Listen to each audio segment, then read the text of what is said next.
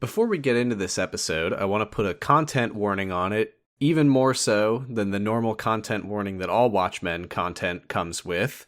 This is the part of the movie where Silk Spectre flashes back to her attempted rape by the comedian, so we had to discuss that, unfortunately. And if you don't want to hear us talk about that, it's from about 14 and a half minutes to about 20 and a half minutes into the episode. On the bright side, we also talk about our favorite pizza toppings.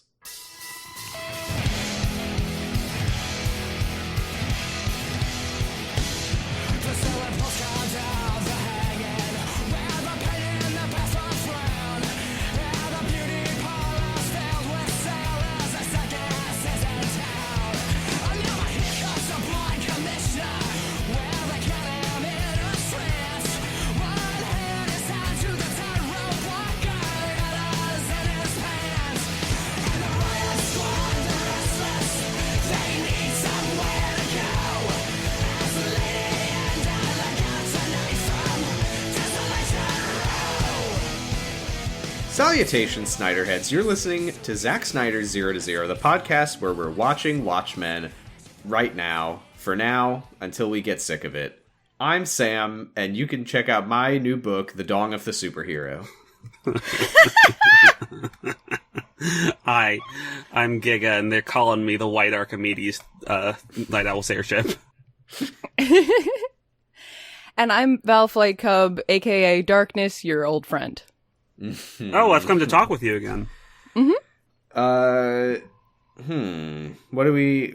No, I didn't like it. Thank you for asking. Yeah, no, I didn't love what happened in this one. Thought it was all right movie though. It was. I don't know. It continues to be the movie ever made, but like. I think I came to a conclusion this week. If you don't mind me.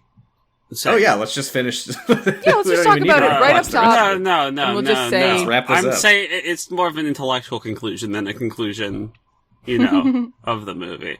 Yeah, well, I watched to the end as well, so yeah, we can just talk about the conclusion of the movie. So, we'll be in and out in 10 minutes. So, Sam, you're a fellow have read Watchmen person.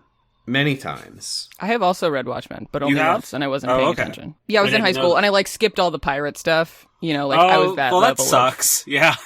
Well, the pirate stuff rules. It's the best part. I just wanted to know what was happening in the Watchmen part. But I think I skipped the pirate stuff on my first read, but I did read it after. So, can you remember any specific trait of the book compositionally? That it's 3x3 panels. That it's 3x3 panels, and they're very almost exclusively that there's no dilation of the panels. It's very oppressive on a grid. Mm-hmm. And I think that lends it to a kind of a sense of continuously progressing time. Mm-hmm. Right? And I think that the reason that Zack Snyder is brought on to direct a lot of superhero movies and comic book movies is because he has a very comic book-esque style, a style of, he employs some directorial techniques and visual techniques that are very evocative of comic books, and that time is stretched out between, his shots tend to look like panels. Yeah. And I think that comes into conflict. That works for a lot of comic books. It works for 300 and stuff, where the panels are moments and pastiches.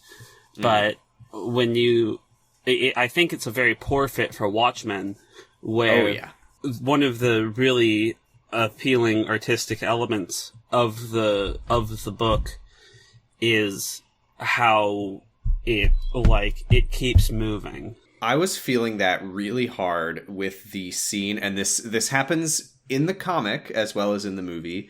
It's where Dr. Manhattan is being interviewed on TV, and it keeps cutting to Night Owl and Silk Spectre fighting off some guys in an alleyway. and it's cutting back and forth. And in the comic, like, it's cutting to, like, panels of them fighting as the interview text plays over it, and there's, like, you know, funny, like, wordplay and thematic, like, parallels between the fight that we're seeing and the interview that we're reading, I guess. But in the movie, it just feels like they're just cutting between a Zack Snyder fight scene and a scene from the comic book Watchmen in a way that was really, really weird. It was. It doesn't work. It doesn't work as a movie. This movie doesn't work as a movie. That being said, I feel like this is, in my opinion, far and away the best Zack Snyder superhero movie that we've watched. Absolutely. Because most of the time, it's just like, hey, remember Watchmen? Gee, that sure was good, huh? This is what it would be like if it was a movie most of the time. Yeah. What really struck me about this that was, first of all, I mean, the thing that you said last time about, like, you know, what can they add? And it's mostly fighting. Right. And that really like stuck out to me of like, oh, and this was probably one panel, but Zach has decided to spend 30 seconds on it. Cool. But the other thing, so I mean, maybe I'll talk about it more when it comes up as well. But like the thing that really stuck out to me was, okay, have you guys seen the movie Birdman? Yes. No. Okay, Sam's never seen a movie, so but I think I get what you're getting at. I also think that for some reason. There's a scene when so in Birdman, the guy Val Kilmer is putting on a play, basically, is what you need to know. And this new actor comes in to replace this other guy that, like, I don't know, got drunk and fell off the building or something. I don't remember what happens to him. But anyway, and he comes in, they're running a scene. And he's like, can you just give me this cue line again? And, you know, Birdman gives him the cue. And he says, okay, so here's the thing. And he starts giving a note about the script. He says, and here's the thing. You've got 4 lines after that all say the same thing. I didn't even know the man. I only heard his name mentioned in passing. I wouldn't know. You'd have to know the particulars. The point is, you don't know the guy. Fucking get it. Make it work with 1 line. I don't even know the man, right? Mm-hmm. That part of the movie, like, stuck out to me because I thought it was cool when I was watching it, and it's all I could fucking think of while watching this whole movie.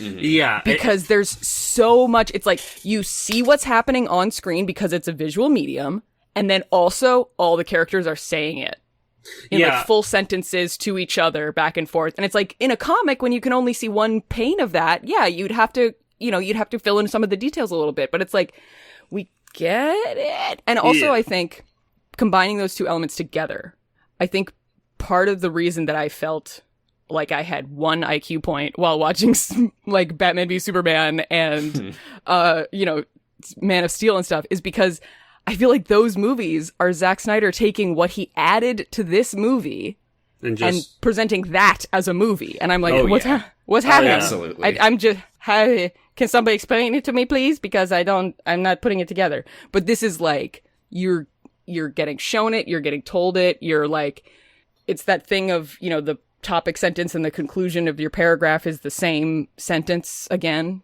Yeah, to summarize. Bookending. Yeah. So that's how I felt about this. Yeah, I feel like whole section. A lot of so this is basically the first half an hour of the 45 minutes that we watched today. Mm-hmm. The comedian wasn't a great guy. Yeah. While this works in the comic, you know, it's too much. Like visual media, like it takes too much time here. Yep. Yeah. This is so the like very bird's eye view of this scene is we're at the funeral. Can I ask? Uh-huh. We talked about this on Discord. Before we get into the movie, would you like me to read this Screen Rant article? I think we should save that for when we're feeling a real lull.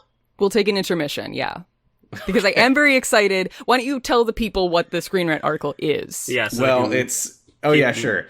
DCEU : 7 funniest running jokes ranked, and I would just like everyone to just plant that in your brain, and I dare you to try to think of a single running joke in this franchise. I gave it some thought. I was able to come up with one that I thought was like kind of a stretch. We'll see if it's in the article. Because saying something twice is not a running joke. No.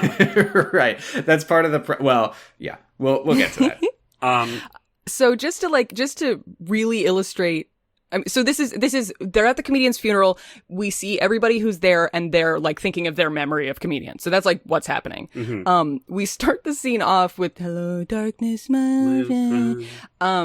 And it's at the like an angel statue, and it zooms out, and you see that it's a cemetery, and then it keeps zooming out, and you see the sign over the entryway that says cemetery.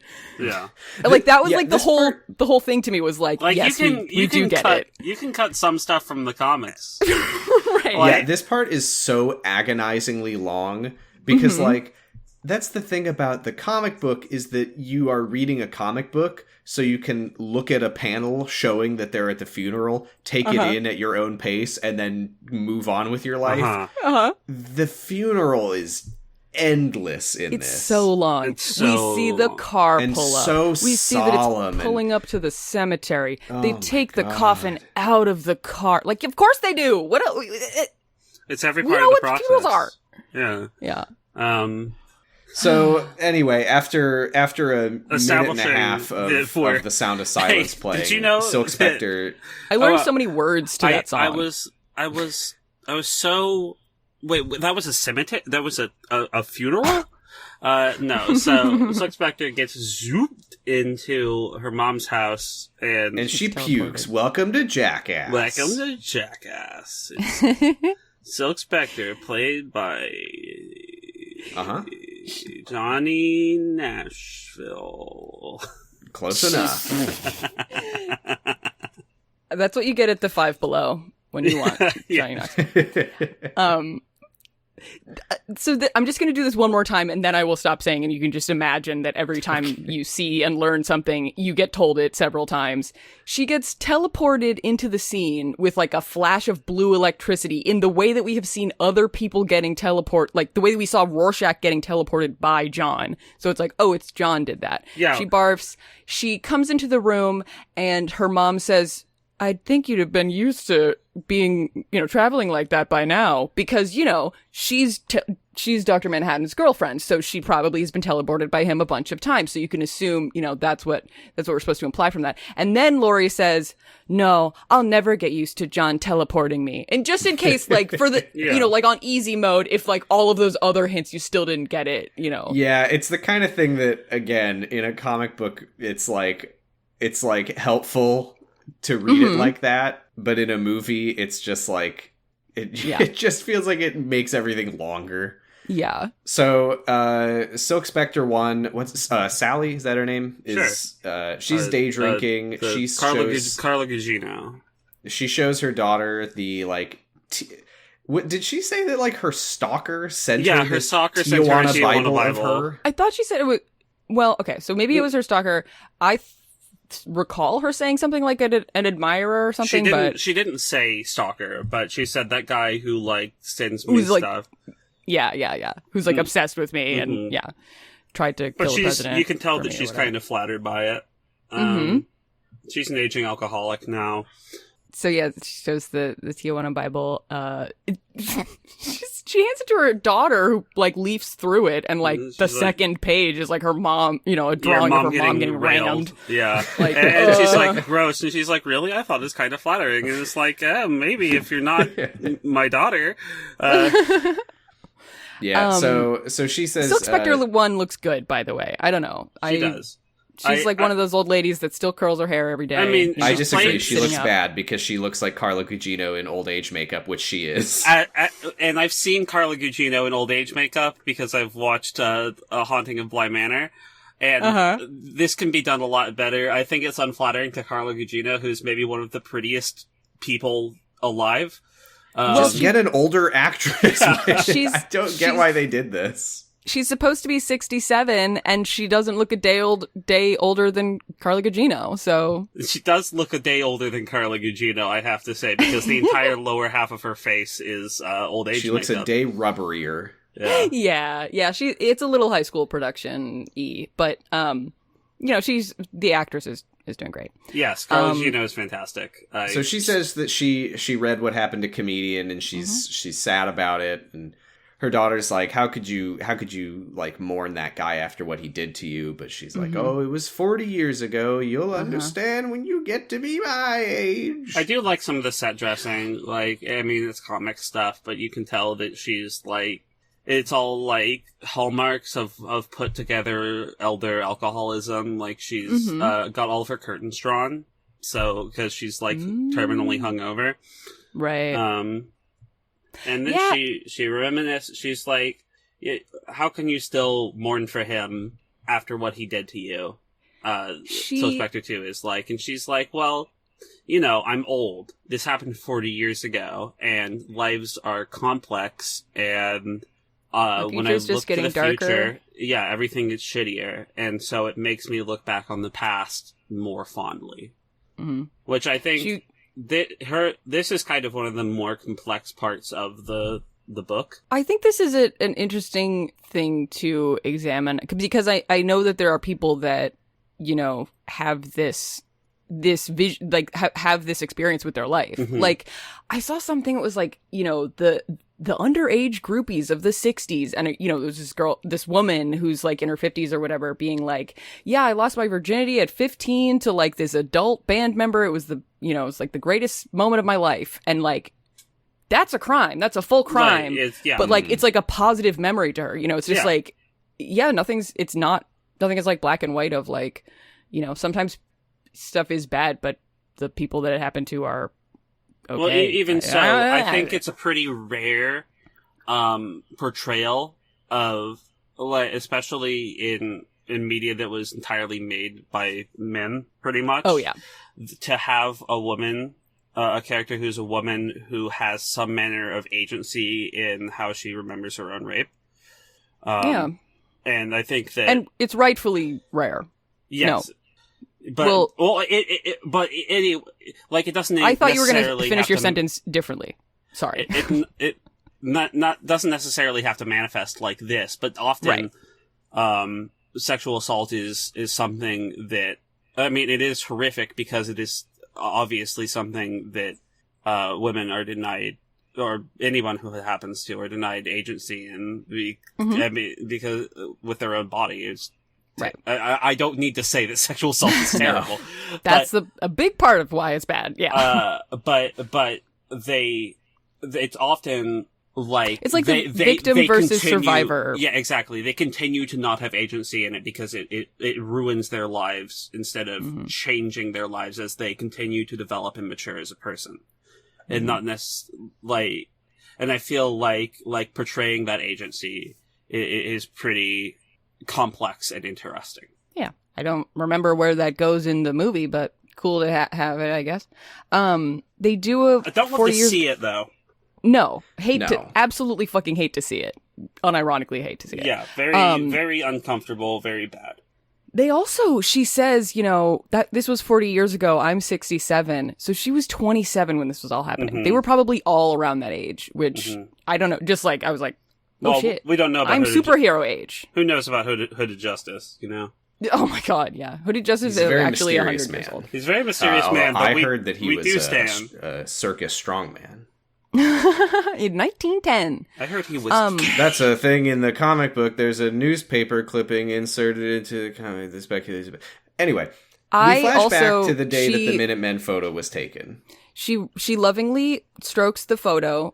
The Minuteman photo, and she's probably supposed to be kind of petting the part the comedian is in, but she does kind of just put her finger on Night Owl's little Speedo. Oh, yeah. I thought, sure, yeah. So that's a positive part to remember. Yeah, so she, on the day that photo was taken, after the photo was taken, she goes to change.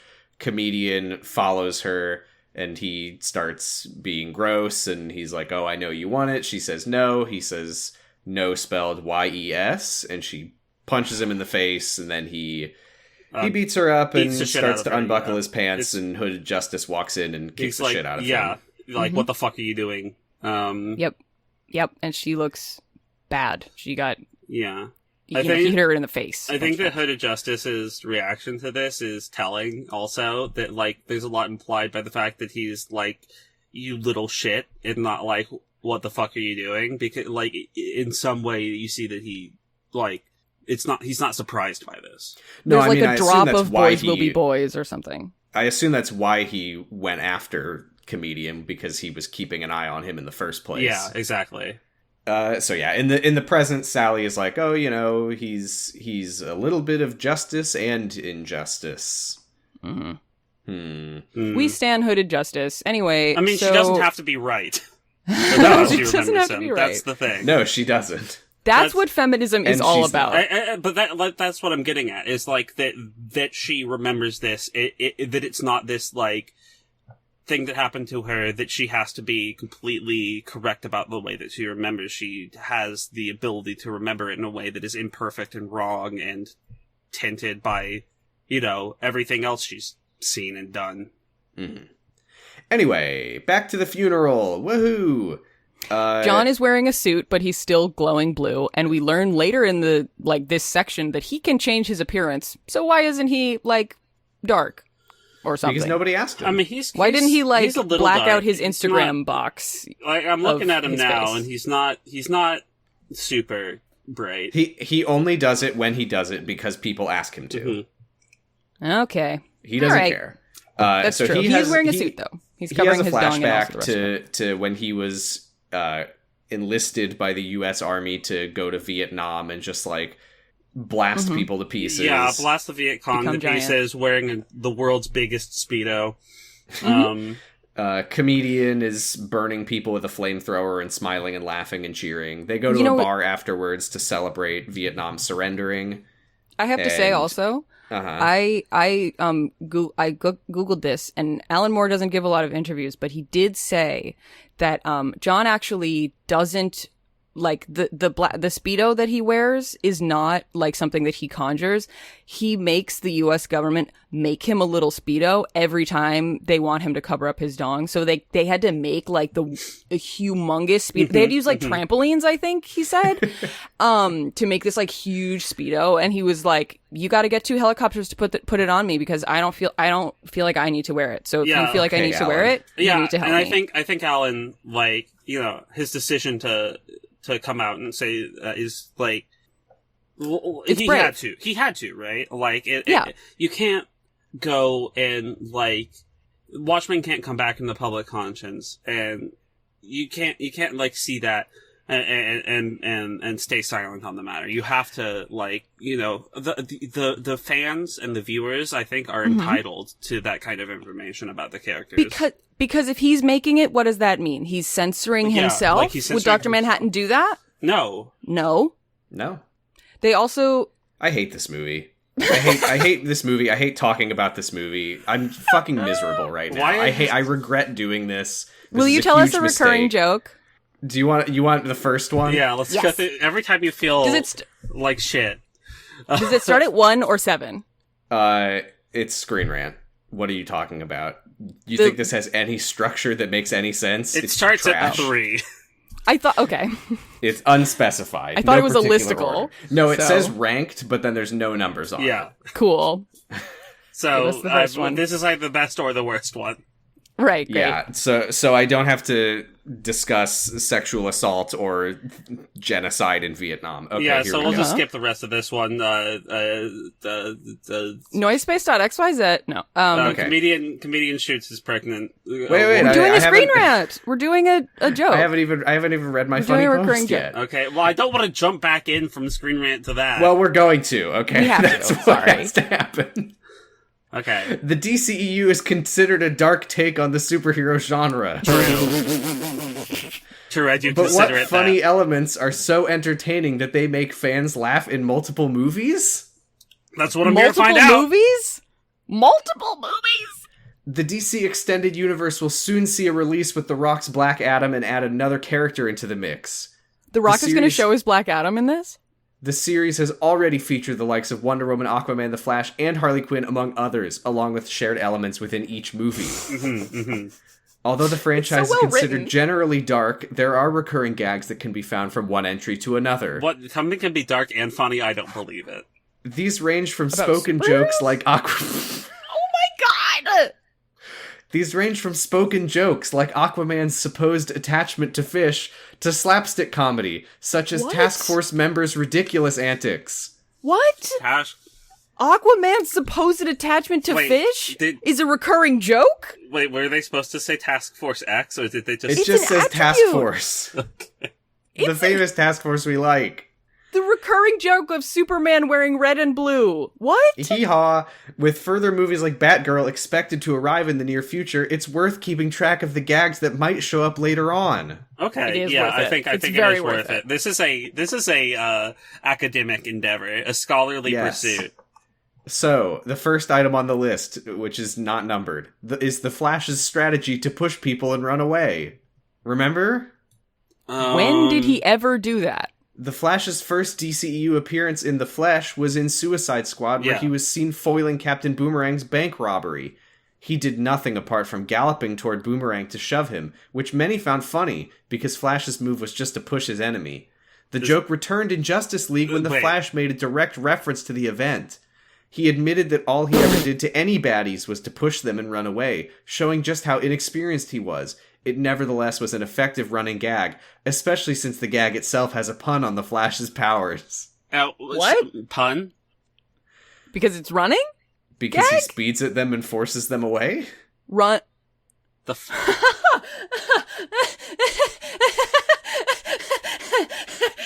Doing something that some audience members found funny is It's first not of a all not a joke. joke. Not a And joke. second of all, referencing that you did it is not a recurring joke.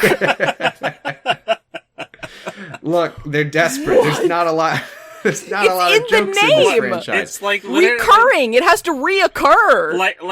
like fucking Joseph Joestar's running away is a running joke. Doing something and then saying that you did it is not a joke, let alone a running joke. Anyway, it's we'll, not recurring, it's occurring. And it's also not a joke.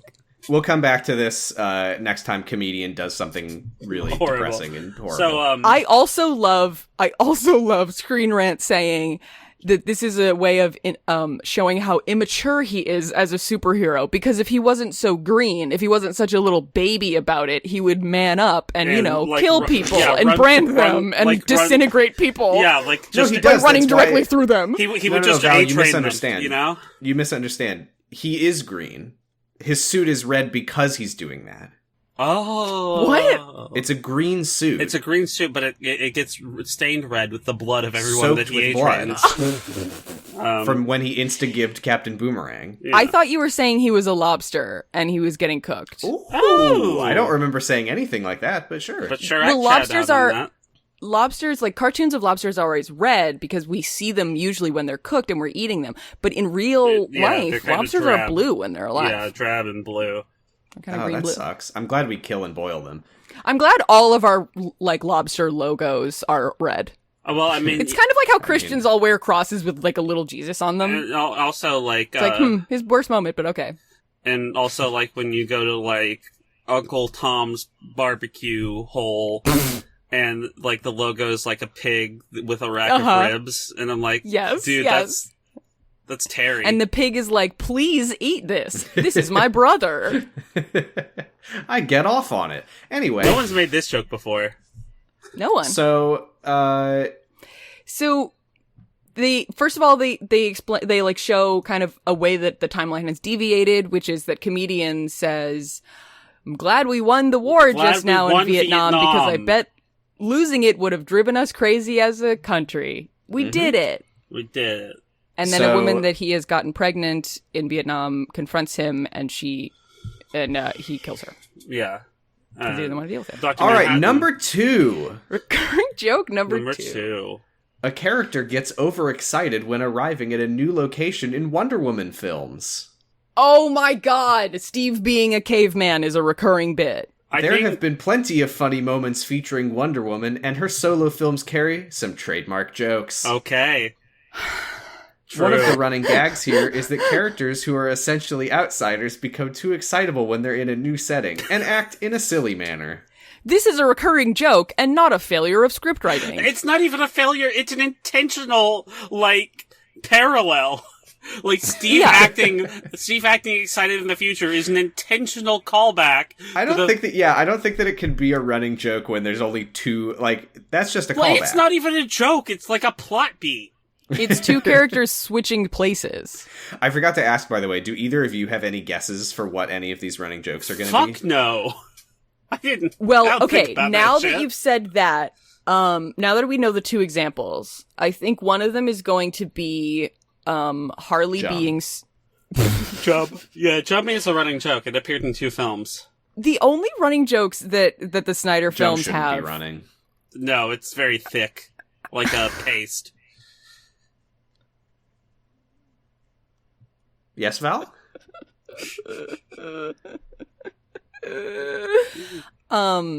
You just stunned me into silence because I didn't realize that Jump isn't supposed to be running, so I need to talk to my doctor about something. The only running jokes that the Snyder films have I mean, were running created... like The Flash. Yeah. Uh-huh. were created on 0 to 0. That's Because right. he runs. Did you have a guess, though? My guess is Harley being so random. Was that the entirety of that number? No. I haven't finished it yet. Here's my guess. And this one, I said it's a stretch because I don't think it would be a running joke. But I think there was a thing where Amanda Waller was like, don't call it the Suicide Squad. It's Task Force X, damn it. Seems like it would actually be a recurring thing that would get funnier every time. But see, that's the recurring. problem is that happened once in the Suicide Squad and was only vaguely alluded to as a name concept in Suicide Squad. Mm-hmm. But there is a Peacemaker show, so yeah. What if it's maybe he's Superman? What if that's the running joke? It's it's Superman. It's funny because he's Superman. Superman. Did you have any guesses, Giga? That's my guess. Is that it's funny because he's Superman. Okay. I think a higher level, a higher concept one that they could actually do, but given what the two that we've heard so far, I don't think they will.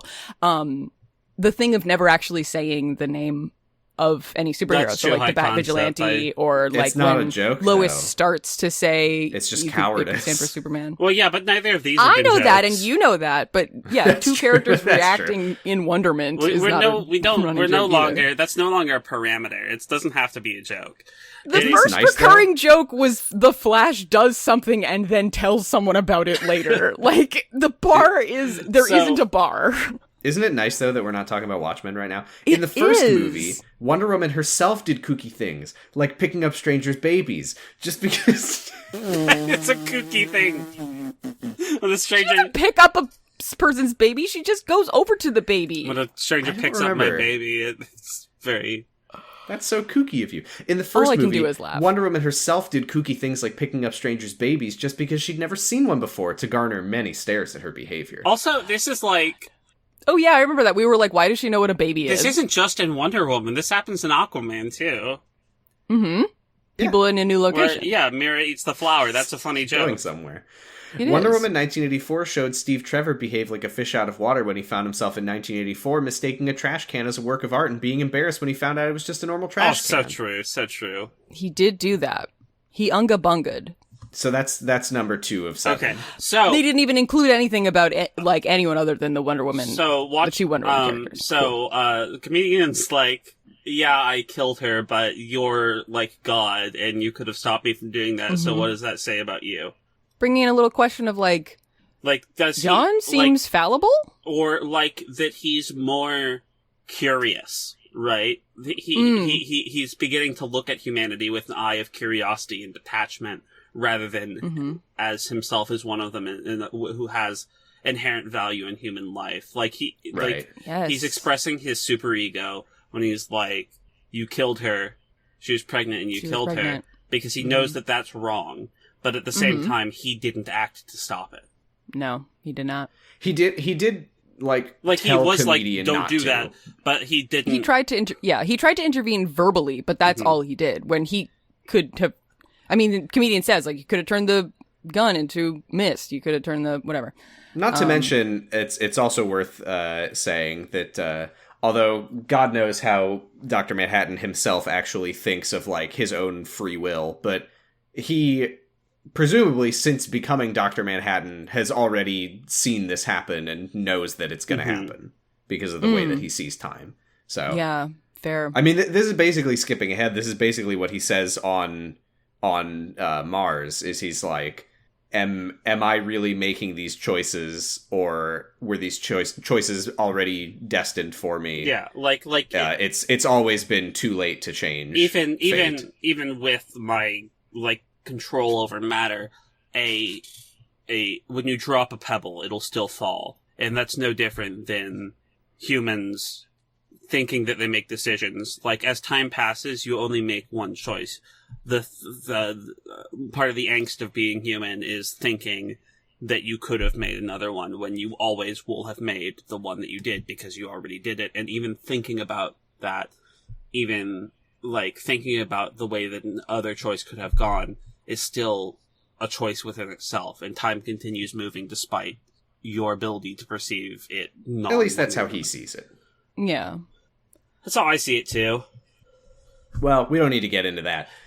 So they go. So we're in a boardroom meeting of the Watchmen, and they're all. This is funny. This is Ozymandias's flashback of him like, welcome to the first meeting of the Watchmen. And my friend Adrian, not his mask is weird. His mask makes it.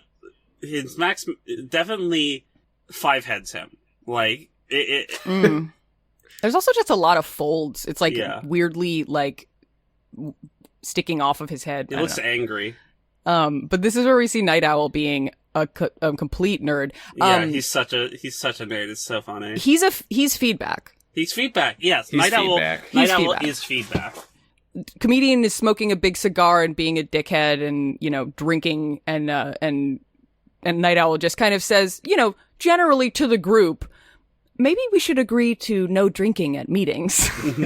He's such feedback. He's like, this is just a random idea I had. No reason. Related to this is so out of left field. I know. What am I like? But what if I actually wrote none this of in my us notes drink before. and smoke at these meetings, guys?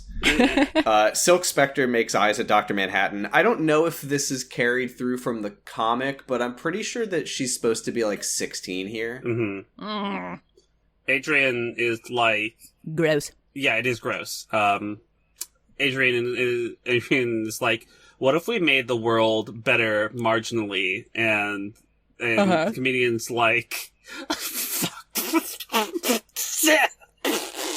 and yet you are a mortal man. Curious. Yeah.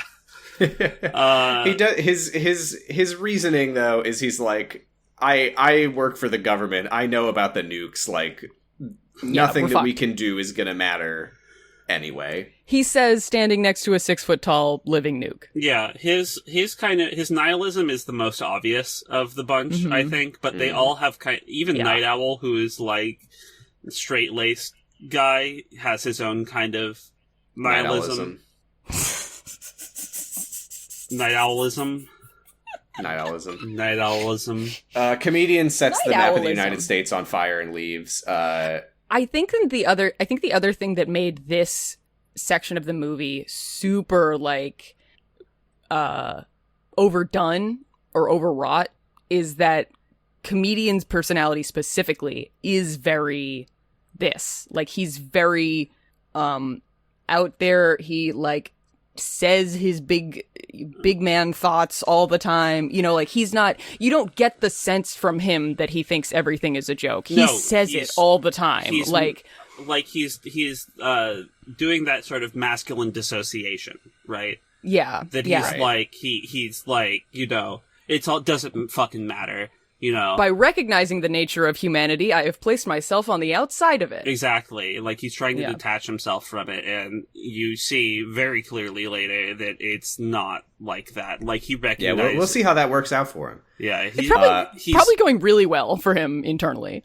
Also, putting a pin in this, when Silk Spectre is looking at Dr. Manhattan and smiling at him, he is standing with a woman who looks not too happy about it. Yeah, no, not too jazzed about what was going on. And we'll come back to that later. Night Owl, meanwhile, gets his flashback to the anti-vigilante riots. Uh-huh. And these vigilante riots are going on because the police have decided to strike. Yeah, I think that... God, I wish that were me. It's it's kind of interesting in this day and age to look at this and be like, you know, this is sort of like a projection of feelings about the police, right? It's like that because there's this state-sponsored group of people with no oversight, people are, like, calling for the fucking cops to come back, because at least they had even a fucking, like, shred or, like, illusion of culpability. I think it's the parallel of... I mean, I think it's... the Vietnam War being won is a big part of it as well. Like, the police being, you know, essentially an invading force at all times. Yeah. You know, like, nowadays people do not like that because it's bad. But, you know, in this alternate reality, like, hey, it worked. Yeah. Like, our invading forces are actually sick as hell, so we should probably keep them. I'd like to be everyone occupied will like by it. my own country all the time. Exactly. So Occupying Night Owl forces flies... is what I meant, yeah. So Night Owl flies his ship Archimedes over the crowd, and he's, like, telling everyone to clear out. Archimedes looks like a giant pushing... He does look like... You know what he looks like? He looks like a TY baby. The new kind of thing that Beanie Babies make what are with those the called? huge eyes. There's like the Disney ones that are like the bean-shaped ones. Oh, Tsum Tsum? Tsum Tsum, that's what I was thinking of. Mm. I think they based Tsum Tsum on Archimedes from Watchmen. I think so too. So the comedian is like standing on one of the eyes. He's like outside of the ship. And Night Owl goes over the little announcer thingy, and he says, "Everyone, please be chill. We can solve this without violence." I love like this guy. Guys. This guy's here because he's an inventor, not because he's good at this. And the comedian looks down and whispers no, and jumps off the ship. And Rorschach's like, oh, "What the fuck? Hey, what, my bit. I'll write a diary entry about this in a few years. Rorschach says, "No, my bit." Yeah. Comedian's a huge gun guy. Yeah, comedian starts beating people up and then shooting people. Let's talk about another running. Oh, you joke. want me to talk about number 3, Aquaman being mocked for his connection with fish? Can I say one more? Yeah, go ahead. This was where I, in my notes, wrote the quote from Ed Norton's character in Birdman of, "You've got 4 lines that all say the same thing," because Night Owl says, "What happened to the American dream?" And the comedian says, "What happened to the American dream? It came true. You're looking at one. It. Like, just what happened to the American dream? It came true. That's all you have to say. You do not both have to say what happened to the American dream." Mm-hmm. Anyway. Aquaman is mocked for his connection with fish. Oh. What? Aquaman has been at the receiving end of jokes for decades by this point over his perceived close connection with fish. Perceived, huh? Perceived. Are they saying that people are implying he's in love with fish? Well, let's just keep reading. In the Please keep DCEU, it first came up when Bruce Wayne tracked him down with their first interaction featuring Bruce mocking Aquaman about how his main ability is to talk to fish. Boo! Yeah. Why were you recruiting him then? Why were you recruiting him? Haha, your power is stupid. I need Please you to help join me. my team, you useless fuck. Please. I gotta throw lampshade all over this. This gag was taken to R-rated levels in Peacemaker. Oh my god. Where Aquaman was accused of having sexual relations with a fish by the titular character. Oh my god, Probably not. It's not. Wow, it's like, that's a joke cribbed directly from The Boys. I was going to say Robot Chicken, but sure. Robot Chicken. It is, yeah. The long-running aspect of the joke was lampshaded by Aquaman when he claimed that he absolutely hated the rumors about his connection to fish. Oh. What? I hate Which it rumors? when people then say that I'm fucking fish. God damn What? it, this sucks. God, I hate this. Come on, guys. Come on, it's not funny. Is this? Wait. Are they talking about the part where they're like, "Hey, are you the fish guy?" And he's like, "Don't believe everything you hear" or something? What rumors? Wait, what? We haven't watched Peacemaker. And we won't. We Is won't. Aquaman in Peacemaker? I hope not. There's no fucking way. I don't know why, but I just got. I don't know why I'm mad about this I and ver- not anything else we've talked I about. got Here, very- I've got a video. I have a video. Okay. Okay, he's how picking did up this a happen? person. John Cena is very Oh, bloody. The God. fake Justice League is Wait, you here. fucking dickheads. Oh my god. Wow. Go fuck another fish, asshole. I'm so fucking sick of that rumor. It's not a rumor. Wait, this is actually... There really is. Jesus fucking They actually, Christ. they actually got Ezra Miller and Jason Momoa to be in this. I Not have- Henry Cavill. That makes me so upset.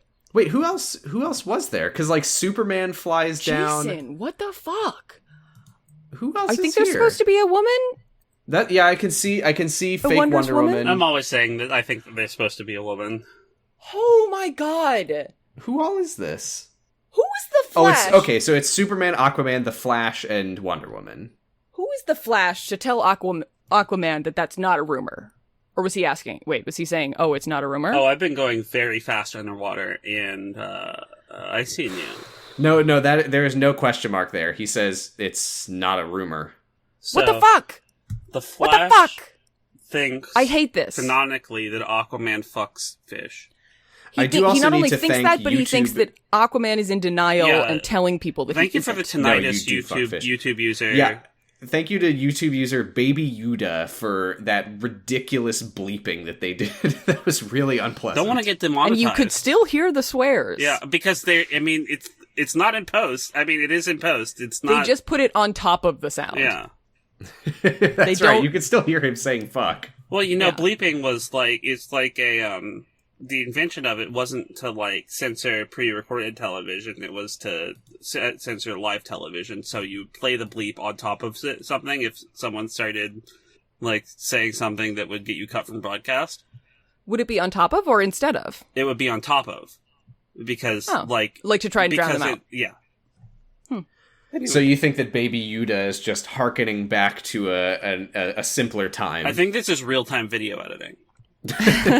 They were recording on their phone and also bleeping it while recording it. Night Off Also- flips comedian's button into the grave, and they leave the funeral. And Iconic button. No. His iconic button. but who comes to the funeral to pay his Some respect? old guy with freaky but an ears. elf. An elf You know what I thought was interesting about this scene was it? is that he's wearing a fedora and a like trench coat with the collar turned up. He kind of looked like when he's leaving the funeral, he looks like Rorschach. Well, did you know that Rorschach is also in this scene? But Rorschach is also there. Yes, Yeah. there's There's, a like, red-haired guy, The guy wearing holding like holding a sign. Yeah. Yeah, I thought that was. I don't know. I thought that was cool. Maybe I'm not No, a it's- genius, but I felt I don't know what that smart. represents. I think it's just he's an old guy.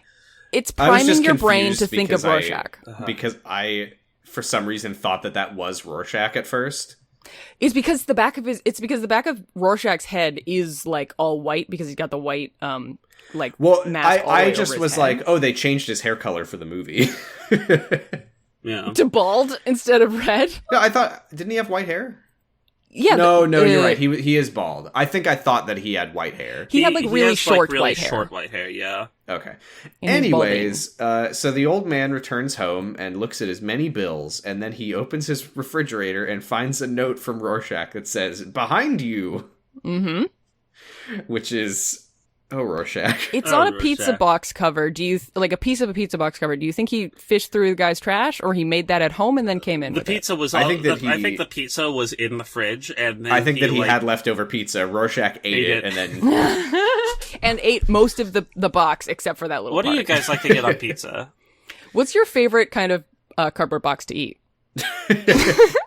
you know what's I- funny? I actually was gonna say my favorite pizza topping is a cardboard box. Oh, okay. I like. Yeah, my favorite cardboard box topping is a pizza. I like artichokes, but to each their own. I like I a like- little patio table on there. Oh. I like a spinach, some mushroom, maybe some feta cheese. Yeah. if I'm feeling wild. Yeah, Huh. I think I usually go for olives, artichokes, and mushrooms. Ugh. I don't like Goat any of those cheese, ingredients, Goat honestly. cheese. Goat cheese. Goat cheese is pretty goat good. Cheese. I think that would be too stinky, though. Like, if I'm getting, Wrong. like, a lot of stuff, then I'll get onions and Oh my gosh. peppers. You can call me Silk Spectre 1 because I'll always go for a margarita. Margarita's very good. Sam got my joke. I used to, my favorite... Sorry, just laughing at you. Did you get a new honk for your car horn? No, I just was that was just what your joke did to me. Oh, you're a car now. Thank you. Oh, look at him go. Wow. My beautiful. favorite I'm out of pizza... here. Oh, I hate to see him go, but I Oh, love to watch him dang. leave. Look Love at to see my him big peel car out of the ass. place. It's jiggling and wobbling all over the place. Look how much junk he's got in that trunk. There's an old desk in there. God, I'm so fucking tumescent right now. God, you're the only... You saying that about, while recording the podcast is the only time I've heard that word. I love tumescent. It's my favorite word. It's so funny to say it. You have definitely said it before. I don't remember if it's been on the podcast. It's just or like- It was on the podcast. The reason that you're not sure if it was on the podcast or not was because Giga said it on the podcast, referencing something we were talking about in host chat before recording, where we were talking about something. It's not and, my actual and Giga's favorite was, word. And Giga was like, "See, now I am rock hard and can record this podcast." And you were like, "Okay, well, the guests have never heard us. The listeners have never heard That's us right. Yeah. say that you need to be hard to record." Look at you. Look at you. I've listened to all of the episodes. I don't know why I yell it every time I say that. I listen to this podcast because I think it's good. I like it. I do too. I'm afraid of us! I wish I could record all of my good times with my friends and just listen to them. Yeah, just re-listen to them and like, that sure was nice. Oh, I did make that joke and people did laugh. It's like podcasts exist so that you can pretend that you're hanging out with people. Exactly. And so I listen to my own so that I can pretend that I'm hanging I'm out with hanging out myself. with people and I'm actively being funny and talking Yeah. at the time. It's true. Yeah. It's. I'm pretending that I'm hanging out with people, but I'm there. I'm doing it. Am I the only person who listens to podcasts in a way that isn't sad? No, I didn't know that there was a way. I didn't know that was an option. It makes me really happy, so I don't know why you're saying Yeah. that, but People always say that they're like, it's like I have friends. I'm like, I don't think that I'm in the conversation. I'm just. I mean, No, I enjoying do a have podcast. friends, but I also I parasocially satisfies a social need that otherwise I would go unfulfilled. I always see that as like a relatable comedy thing, and I'm just like, you people are weird. I don't Maybe you're really the one that's weird. I don't really listen to podcasts and pretend or like feel like I am also hanging out. But it's like it's the endorphins you get from hearing your friends be goofy and have a fun time. And then like I get the added bonus of if I listen to 0 to 0 or LMNOP, it's like my friends like No, when I'm my listening to jokes. the newest episode of Yara Yara Boys, I will talk back to them. I They're always listen to talking over you podcasts really rudely. as like a scientific experience. I'm just like taking notes, like what does happen to someone if they watch Sex and the City 252 times? Interesting. Interesting. It seems and that you're like, and then they've transcended if- humanity. I you're should just do listening. that. You should listen to your own podcast so you can know what a fourth season of Kyle XY would have been like if it had existed. I do it so Oh, I it can, would have been bad. I can learn okay. from my mistakes and become funnier. Oh, Jordan and Anyway. I would have torn our own skin off. Interesting. Okay. Should we okay. talk about this old man? Yeah, so it's Moloch. I didn't say my favorite pizza. Oh yeah. Oh yeah. My favorite pizza used to be Hawaiian pizza. Okay. But I'm a then vegetarian. Memes and shit posts made you feel bad about your taste. No, I'm a vegetarian, so I can't have ham anymore, but I still like the pineapple part. So now I just sound like I'm actively fomenting like discourse every time people are like, "What's your favorite pizza topping?" Because I'm like, pineapple.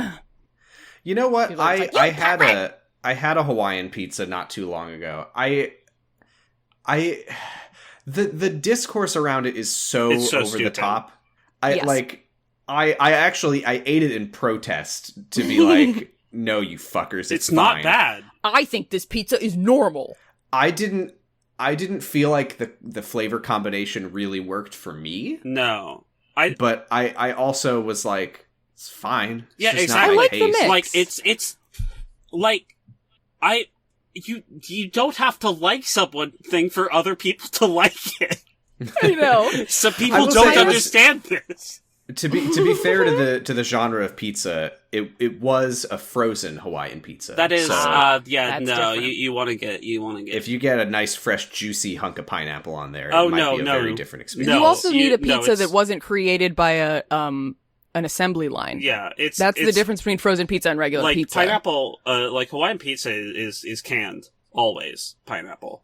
But Yeah. the Canned pineapple can still be juicy. canned pineapple is Yeah. a different beast from fresh pineapple. I would say it has different traits. Oh, I that didn't. make it I appealing. didn't say fresh. I don't think. I didn't mean fresh pineapple. You did I say didn't- you did. Oh, yeah, you refer said to the juicy. fresh juicy pineapple. But you said as opposed to.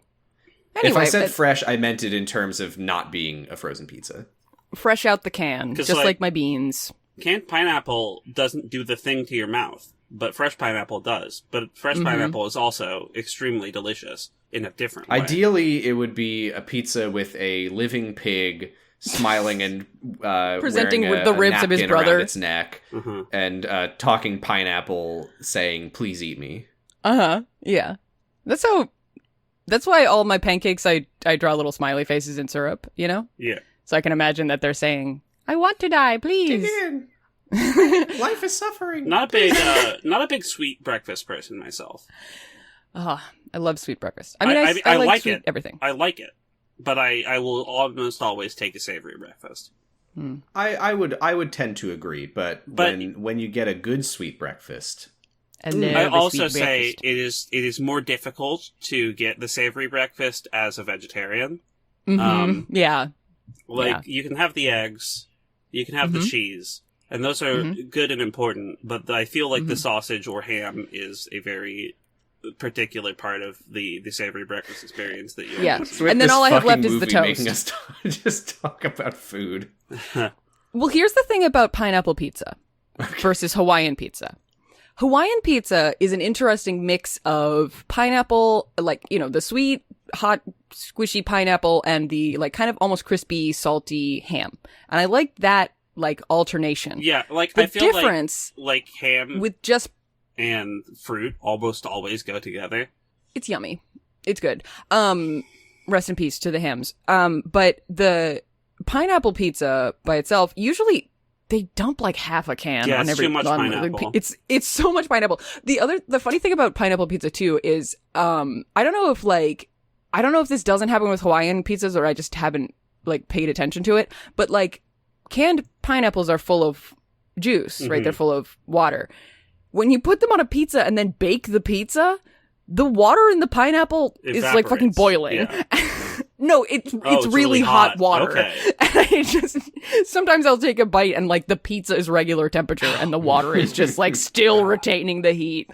Just like, oh, okay. But What I I like do it. is I just take the pineapple and I just squeeze them out into a nice cup. Speaking of tea. taking things and squeezing them, I also like pineapple pizza because it's healthy. So it's not, but go off. I'm getting my 5 servings of It fruit, makes you so it's stronger. healthy. Speaking of taking things and squeezing them, Rorschach Mm-hmm. takes this poor elf, and squeezes some information out of him by slamming him also into his squeezes fridge. him. Yeah, Is this guy's ears like that in the comic, and that's why they're like that in the movie, or I is this believe actor's so. ear like that? I think Okay. so. I mean, 'Cause either he way, used- he's an elf. Yeah. We learned that this guy used to be a super, villain named Moloch, and Rorschach asks why he went to the funeral. are the children? I'm looking at Moloch here. He does have the pointy ears. They're much less pronounced, but he Well, it's does hard have to- the pointy ears. It's hard to take someone who doesn't have pointy ears and give them pointy ears without giving them, like, huge pointy Also, ears. his costume bit problematic. wearing a What's turban. the costume? I didn't Google it. You have to send it to me. He looks like a vampire and he's wearing a turban. He's like a magician. He's like, yeah. Interesting. Is he the character that the guy that Tom Hanks gives a quarter to or whatever in Big, and like it makes him big? Haven't seen the flick. Is he the guy from inside the little box that grants your wish? Yes, he's the whatever, that guy. Yes. Mm-hmm. Yes, the magician from Big. You're on the right track. I can't remember. Anyway, Rorschach is interrogating him. Why were you at the funeral? He says, I thought I should pay my respects to the comedian. How did you know it was the comedian? Well, let me tell you the truth. He broke in here a week ago, and his mask was off, and he was drunk, and he was crying and babbling about stuff. He said it was all a joke. He said, I've done some bad things to women and kids, but that was war. I've never done anything like this before, but I don't know what he was talking about. And then comedian said, Moloch, you're the closest thing I have to a friend, and what does that say about my life? And then on his way out, he says, your name was on the list, along with Janie, whatever the fuck her name is, Manhattan's old girl. What's the list? Moloch doesn't know. And then the comedian leaves, and Rorschach says, sounds fake, but true. And then Rorschach says, don't take these pills. And then Moloch says, please, I take the pills. I have cancer. Rorschach says, don't take these pills. And Moloch says, please, you don't take the pills. I need the pills. Let me keep them. Yeah, let me have them. It is kind of funny to hear, I mean, not funny, but like ironic, the way comedian is like, yeah, I killed women and children, but that was war. Well, I think like, that's very indicative of him as a character. Like, he's not a sociopath. Is I think what this establishes, that he does recognize that this shit he does is wrong, but he dissociates himself from it by saying, you know, this is war. He's a product of the US's like. How it will use people who have mental health problems as weapons. And he's just one of those weapons. And it's like you're seeing the toll that it's taking on him. So Rorschach walks down the street and he monologues about what could possibly have scared the comedian so much that he would cry in front of Moloch. He thinks about comedian's life generally. And we see flashbacks to the flashbacks that we just saw. Yeah. I remember those. How do you guys think Batman's parents died? Oh, I don't know. I can't wait to find out. He tells the famous Pagliacci joke from Twitter, and he looks at comedian's grave. I am picked up. And he says, comedian understood the nature of humanity and chose to be a parody of it. And then we cut. Oh, sorry, we don't cut. Stan Lee we watch, kicked him off. We fucking watch comedian die again. Yeah. We do. I remember that. And then we go to the famous scene that I mentioned last time. Yeah, how would you... So, like, I don't know, I'd be pretty into this. Well, as a surprise. Yeah. From your partner who you already are, like, starting to suspect is pulling away from you because of your humanity. I'm not saying that she was wrong to be offended and put off by this. Mm-hmm. But I don't know, it's pretty hot. I'm just saying there's mitigating factors. Yeah, there's mitigating factors, but, like, me? Silk Spectre and Dr. Manhattan are fucking, and he's, like, creating clones of himself. Silk Spectre and Dr. Manhattan are fucking. Yeah. Yeah, like, if I was like, hey, you know, I'm horned. Like, Dr. Manhattan, you want to bone down? And he's like, yeah, but, you know, I'm at a really important place with this reactor shit, and, like, you know, whatever, just make two of you. It's cool. Yeah, one of you could keep working and the other one, and then make a third one also. Like, I understand that there are complex factors to relationships and stuff, and what it seems like from the outside might be very different to someone who is currently engaged in that. And I understand where Silk Spectre is coming from, but I've been in a relationship for a long time, and I could go for some of this. You're like, I'll take 2 instead of 0. Yes. Yeah, you know. I feel like the problem that their relationship has is that Silk Spectre wants to date a person. Right. She's already very concerned about his weird inhumanity. And what she doesn't need right now is him double teaming her. Uh-huh. So she opens her eyes and is like, what the fuck? Why are there 2 of you? And he's like, they're both of them are like, sorry, we thought you would like it. Sorry, there's actually more because I'm actually she still goes out of the working. hallway. Yeah, she goes into the hallway and looks and sees a third one who's like talking to Adrian and yeah. Yeah, and he's like he's like, look, if you're upset by this, I'm happy to discuss. Would you like to sit down with the one of me that's not working? Right. Yeah, so Worker Manhattan is video chatting with Ozymandias and like You can tell teleports that the he's reactor to you them. can tell that he's Worker Manhattan because he's wearing a hard hat. Yeah. Yep. Meanwhile, Fucker Manhattan tells Laurie. You can tell he's Fucker Manhattan because he's wearing a hard hat, but in a different spot. on his little honger. He's hard and he's wearing a hat. You can tell because he's wearing a cock ring. Oh yeah, by the way, Sam, this was still Dr. Manhattan. Okay, thank you. He's like, Laurie, you're my only remaining link to the human world, and she's like, I can't, I can't. That's be that too by. much. Yeah, that's no, yikes. So yeah, Yep. she leaves, and Adrian is like, when he Adrian's tells like, you, don't worry, man, she'll be back, and all the Manhattans fuse back Girl. together, and they're like, nah, no, she won't. girl, when he tells you that you're his only remaining link to the human world, that's a red flag. That's a red flag, It's baby. a blue flag, Also, a big glowing blue flag. Also, did you know get it? that the project that Adrian's working on, there's a big acronym on top on the sign button, and it says Subquantum Unified Intrinsic Field Device, which acronyms to SQUID. intrinsic field device. Yeah, Sounds like well, it I mean, acronyms to SQUIFT.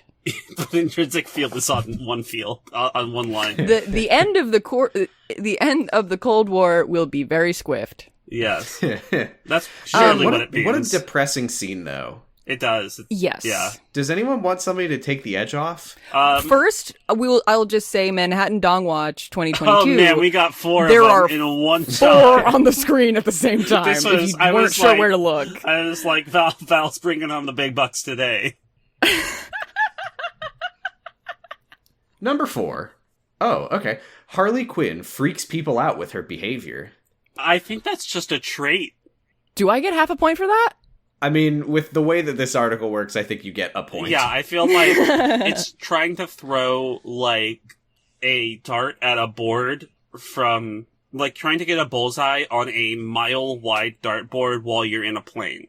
I think, there's And a also the wide- dartboard is a chessboard. There's a wide field that is the bullseye, but there's also a wide field that isn't. Even wider field that isn't. So. And also the chessboard is a shoots and ladder board. And also, I'm not in a plane. You can look at Dr. Harley Quinn Manhattan's freaks butt. people out with her behavior. For many fans, Harley Quinn is the best DCEU character for her over-the-top but charming attitude. Citation needed, bud. I mean, true. Over- agree with that? I might but agree with I might that. agree with that, attitude. but also, I'm at a loss for who I like more than Harley. Aquaman? No. The Okay. Wizard Shazam. The Wizard Shazam? Well, he's dead. Yeah, but he's a DCEU character. Yeah, He I guess is. so. In universe, My favorite is Headless Superman. Oh, wait, From the end of Shazam. what's the janitor? Howard. Howard. Howard's echo screams. I really no, like Cyborg. Howard's scream echoes. I would say that Cyborg's dad is probably my favorite character. In universe, she Who tends made a better fine powder? Cyborg's dad or Steve? Rorschach Who wore is it the better? answer. He's not in the DCEU. In universe, she tends to freak people out with her antics and loud claims of causing harm or destruction. It's gotten to the point where viewers expect her to say... It's gotten to the point where viewers expect her to say things that will make the other characters uneasy. That's, Oh my God. comedy. She's the foundation displayed of this comedy attribute is the, so much. you know what they say, the foundation of comedy is the expected. Her character has gotten to the point where you expect her to act in character. Wow, that's so hair. Hey, that's more than you can say for some of these fucking characters. That's true.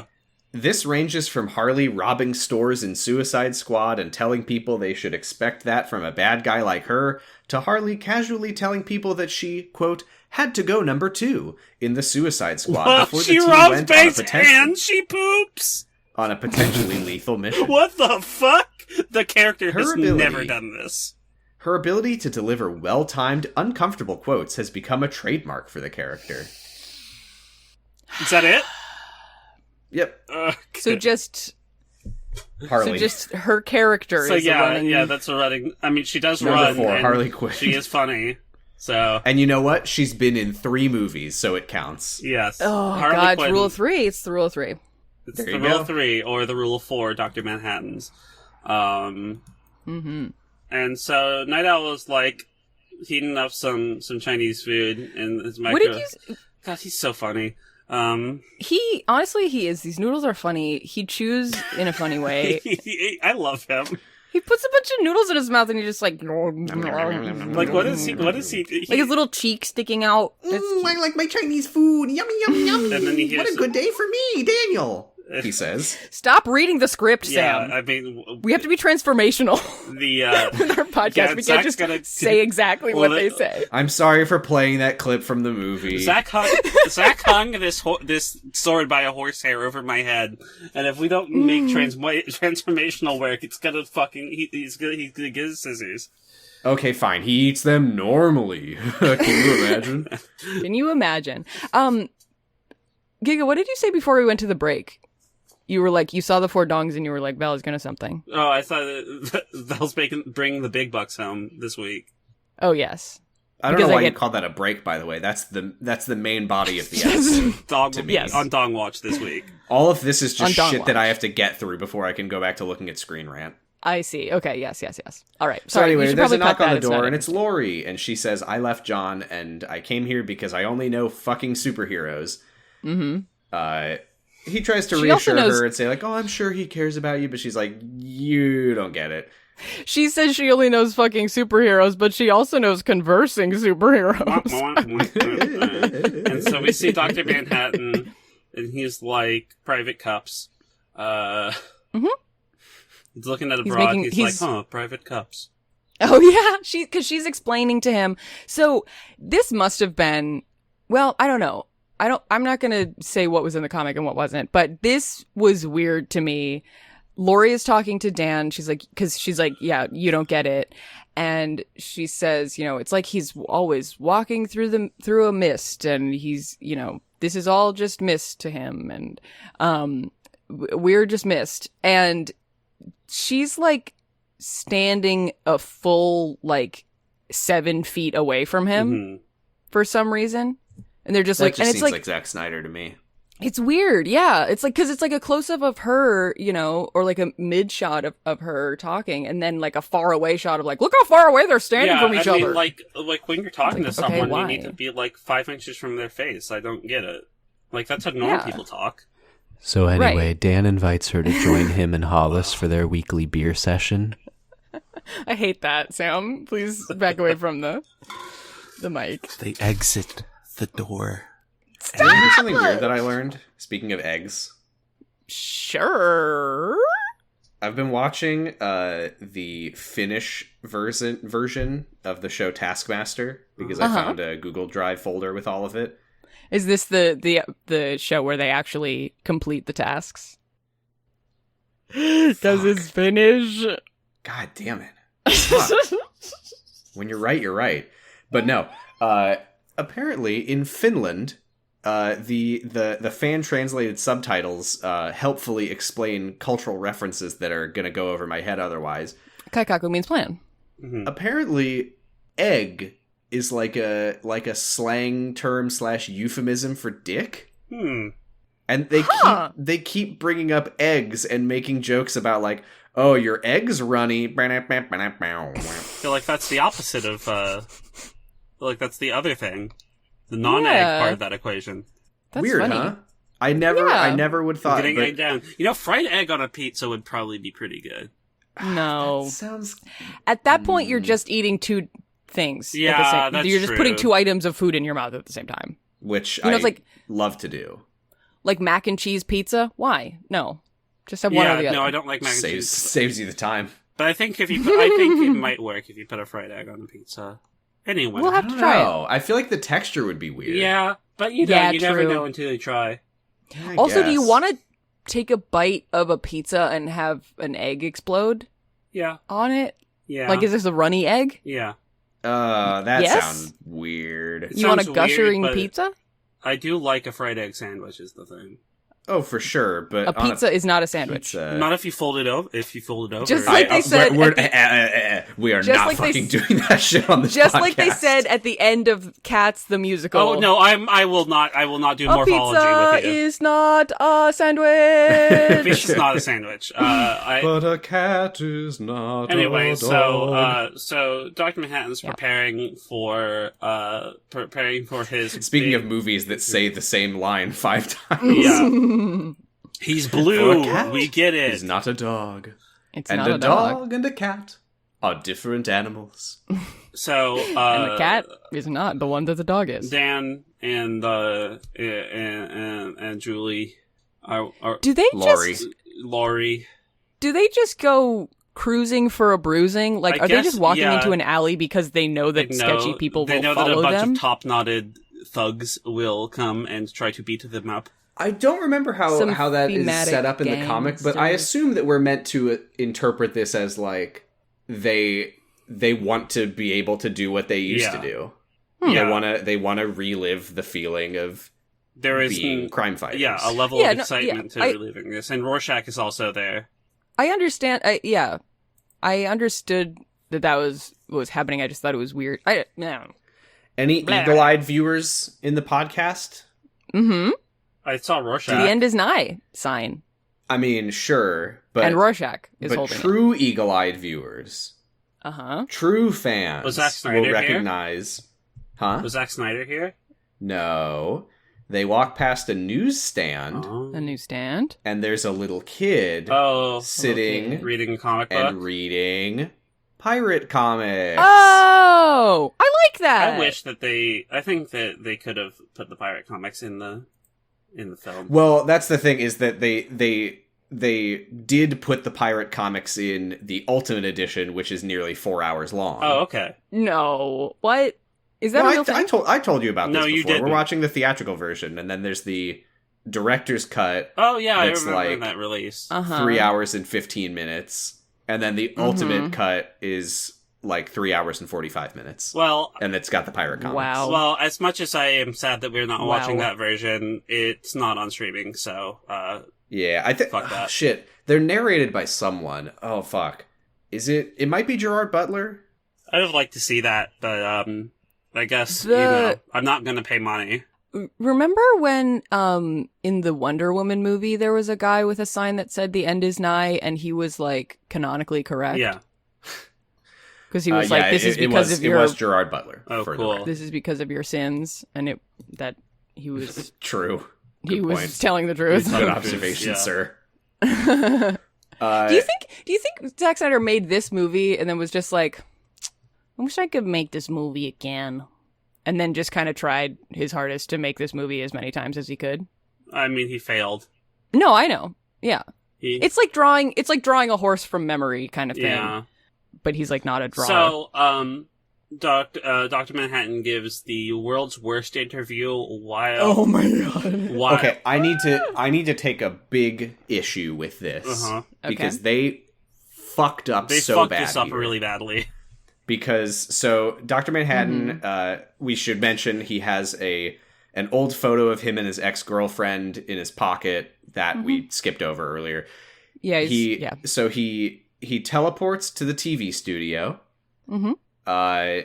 This guy walks into the lobby and is like, "Oh, god damn it, Dr. Manhattan's here. We don't have time for makeup. That blue is way too bright for television." This is where he like lowers the brightness on his face. Mm-hmm. And he walks in, there's like government agents who like give him a list of like Pentagon approved topics he can discuss. Mm-hmm. And they cut the beginning of the interview from the comic Mhm. Uh-huh. where the interviewer says, "All right, Dr. Manhattan, so first let me just get this out of the way. What's up, Doc?"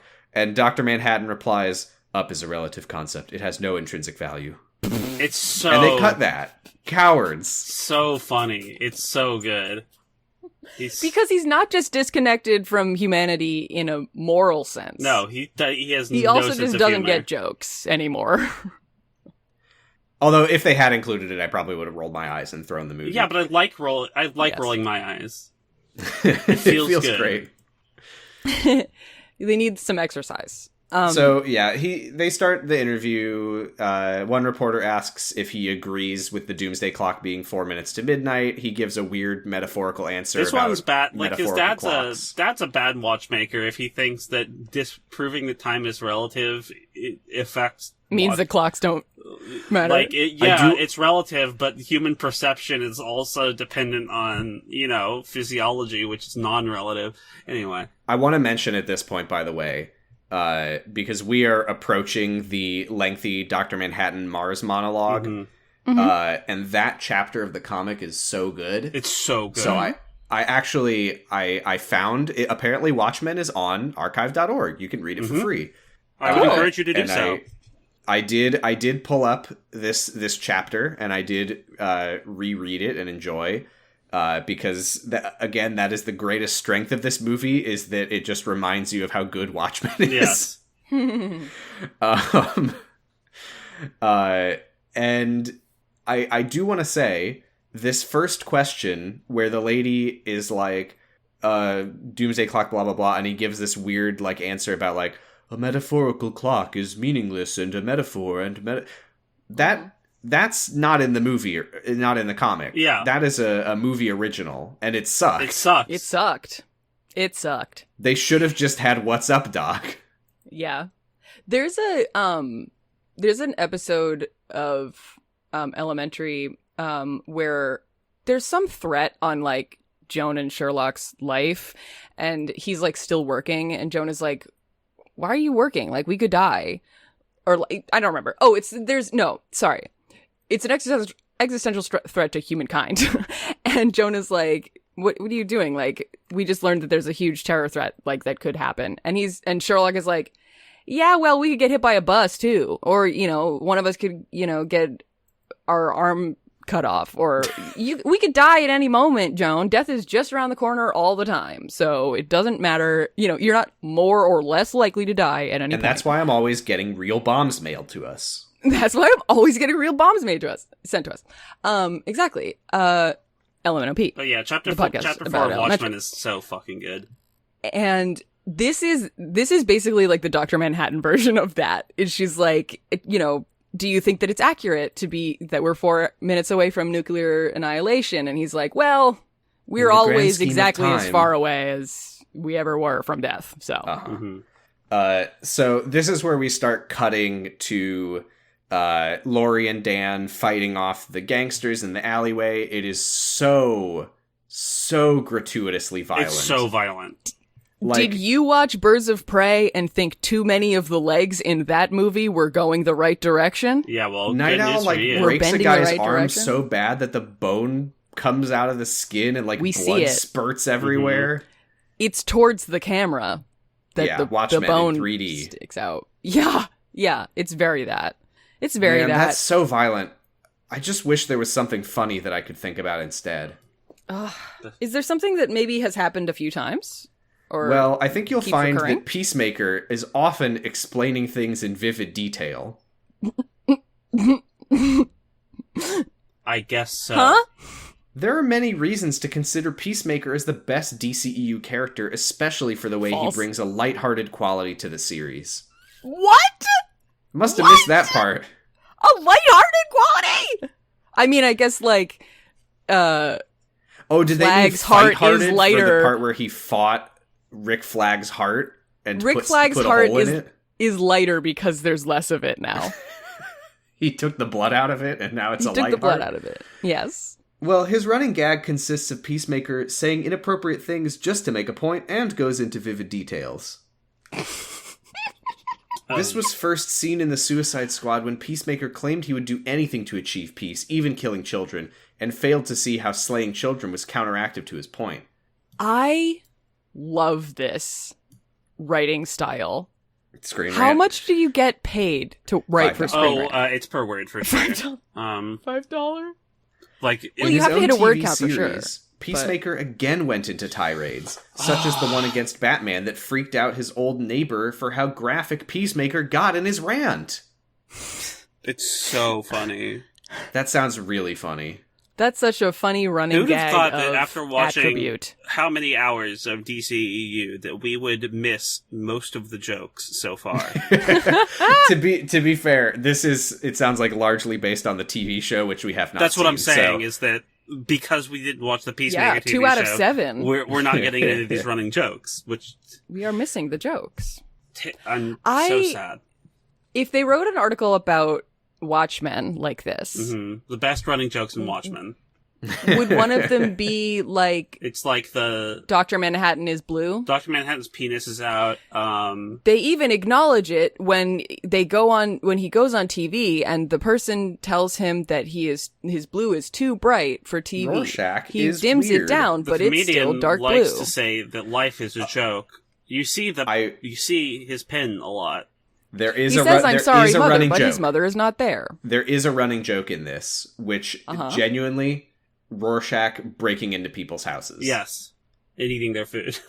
And I don't remember. I think this was a thing in the comics. I don't remember if it's come up in the movie, but I think the joke in the comic was that there was like a scene where he like picks a lock, which I think it goes uncommented on, as I recall, but it does it's like he doesn't need to be breaking into these people's houses. Oh, is he like breaking? Yeah. Oh yeah, we didn't mention it. No. When Laurie goes to Dan's apartment, he like has to struggle with the lock, and he's like, "Oh, sorry about that. I had to get the lock changed since Rorschach broke in." Yeah. Oh. Yeah, Rorschach just Okay. like, even though he knows how to That pick is locks, funny. he just keeps breaking people's doors open. It's true. Yeah. That is I thought you were a saying that- genuinely good, funny running joke. Yeah. I thought you were saying the running joke was him trespassing into people's homes. And I was No, like, it's okay. the breaking and entering for no reason. The breaking specifically of the Yeah. entering. Anyway, so they're fighting and arm blood. Honestly, this keeps happening. It keeps cutting back and forth between this and the interview, but like that's all that you can say about the fight is blood. And the No, I do leg want to breaking. also mention the part where Silk Spectre stabs a guy in the neck with a knife, Oh my and then God. another guy pulls out a gun, and she uses the guy as a meat shield. Mm-hmm. Also, no blood comes out when she stabs him. Well, The gun, The knife I is mean, the holding knife, it the gun. he's very lighthearted. That's how they're gonna tell people they have anemia from now on. You're so lighthearted. Oh, we get some good insight into Dr. Manhattan's whole deal here, where someone asks him, like, "You can see everything. Like, are you a god?" And he clarifies that it's a misconception. He's not omniscient. He can just see everything that has and will happen to him. To him, yes. So all That's a good time is clarification. simultaneous when it comes to his own perspective for him. Mm-hmm. Yeah. And then the last reporter asks Comic him. book character Doug Roth. Comic book character Doug Roth stands up and has a question, which is, do you remember Wally? And do you remember... What do you go by? Wallace? Wally? You're the boss.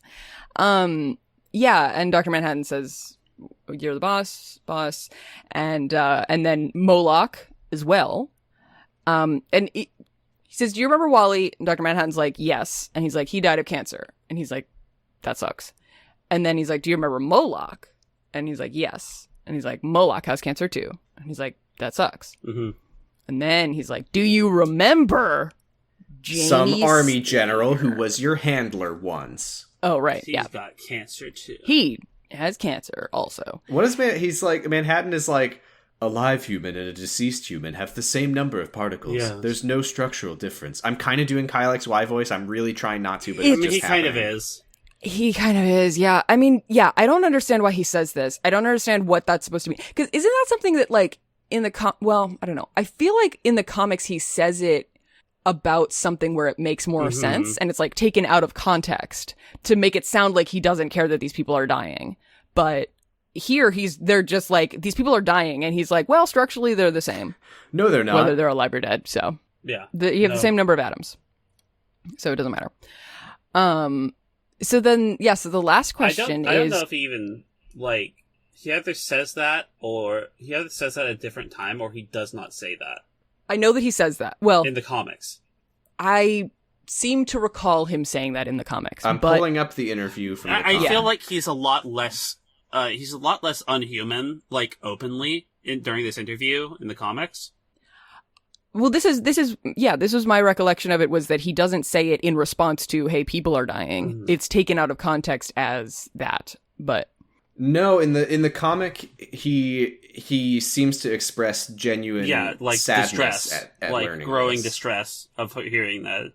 Yeah. Yeah. The interviewer says, how about this one? Did you know that Miss Janie Slater, linked with you romantically in the 60s, is currently suffering from lung cancer? The doctors have given her 6 months to live. Notice any connection? Because from where I'm standing, it's starting to look pretty conclusive. And he says, Janie, but I wasn't told. Are you suggesting? Yeah, he seems genuinely, like, distraught about this.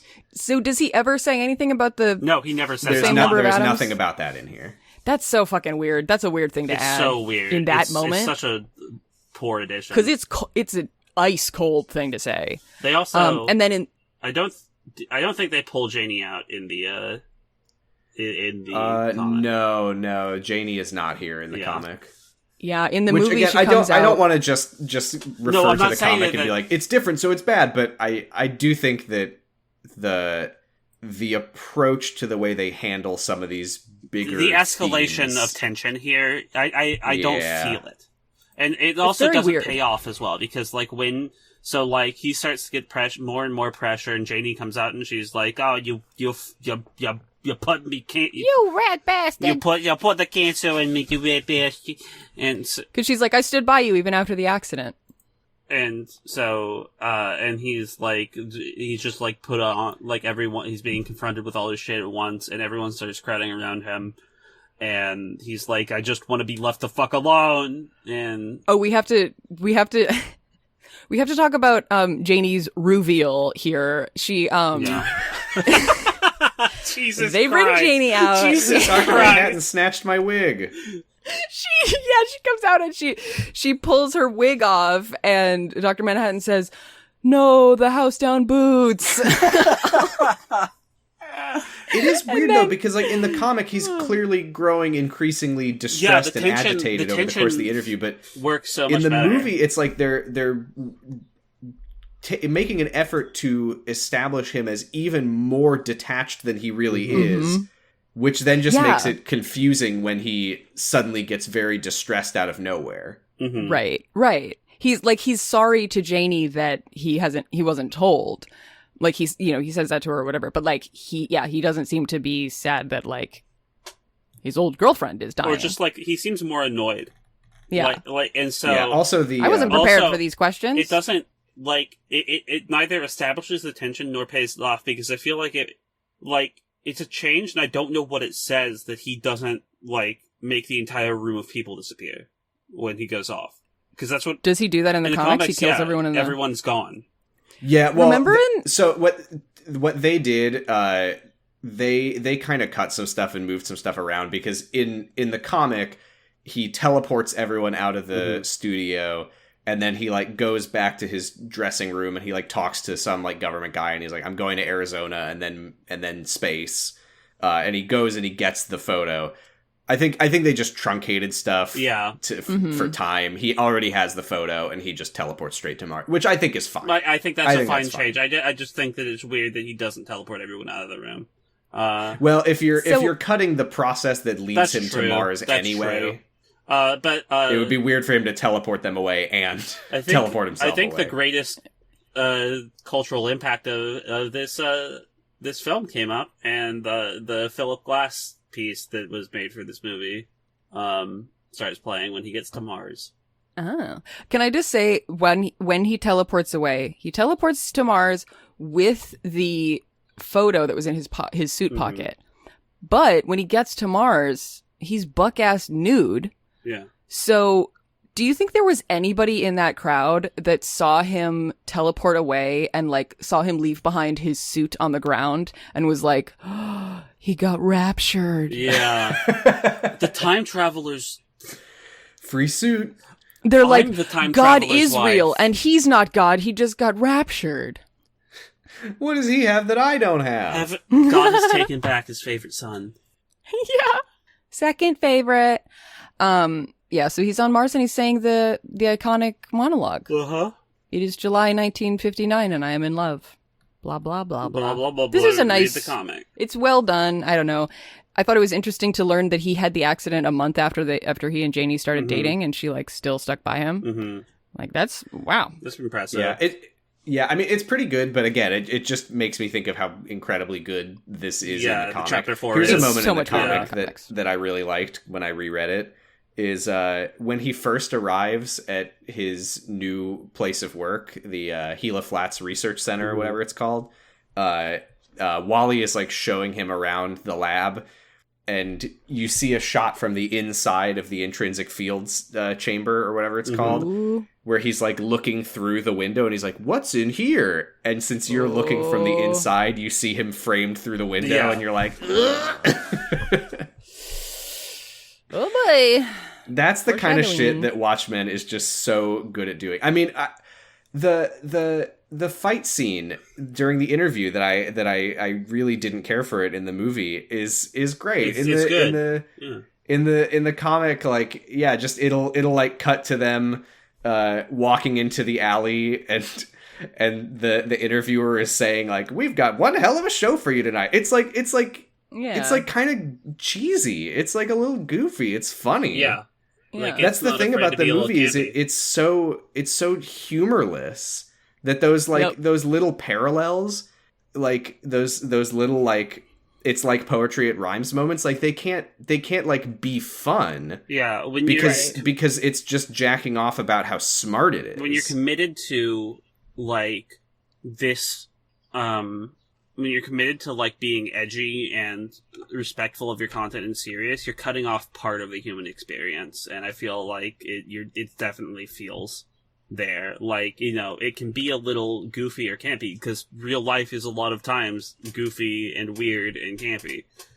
Right, like you'd never know from this movie that Watchmen like can be funny. Mm-hmm. Right. Absolutely. Speaking of cutting off part of the human experience, do you think Dr. Manhattan is circumcised? I can see that he isn't. Who's to say? So, yeah, they kind of they truncated this quite a bit because this is a full chapter in the comic. Is him? I mean, thinking also about his like the past next on chapter Mars. happened before this one in the comics. You know, you make changes. Yeah, which is fine. There's just this is less me criticizing the movie and more just saying again like read Watchmen. there's like so much good shit with like the watchmaking stuff and like I think they cut the part where his dad like walks into the room and he's like, "What are you working on this watch for? We got to work on nukes now. It's the way of the future." And he like throws all the gears out the window, and Manhattan like thinks about the gears flying out the window and how that like mirrors his loss of the human experience of time passing. I really liked the moment where illustrating the way that he sees his own life now after his loss of time is he like gives Janie a Christmas present and he's like, "Janie, I'll love you forever." And he describes in his monologue like how he knows that he's lying because he already can see himself making out with Silk Spectre. Yeah. Something I liked in the movie was the depiction of the scene where the accident happens.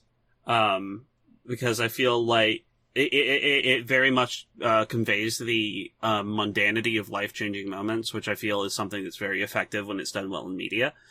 You don't like prepare for these things. You live your life. Life isn't full of these. The things that change your life aren't things that you prepare for and are treated with this great deal of like gravity and certitude. He left his watch in the chamber.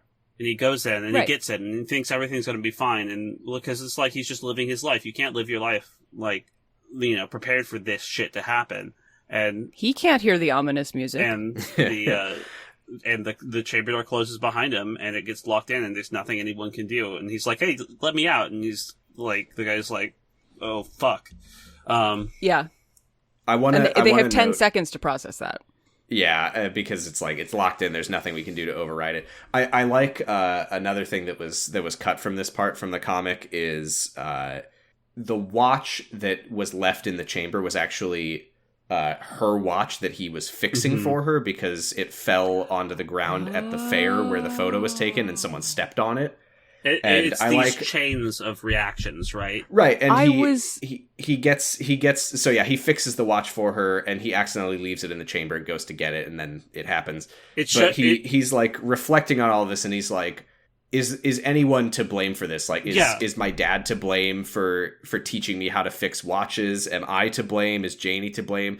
Is the guy who stepped on the watch, like, is this all his fault, or is it just a predetermined sequence of events that that nobody is responsible he's like for? Coming to terms with the arbitrary nature of the universe, and like This is in the comic, right? And it's such a good further than that, it's a good depiction of how the like we look for reason and we look for things to blame and people who to be responsible for things that like happen that change our lives, and sometimes the nature of the world all the time is that these things just happen.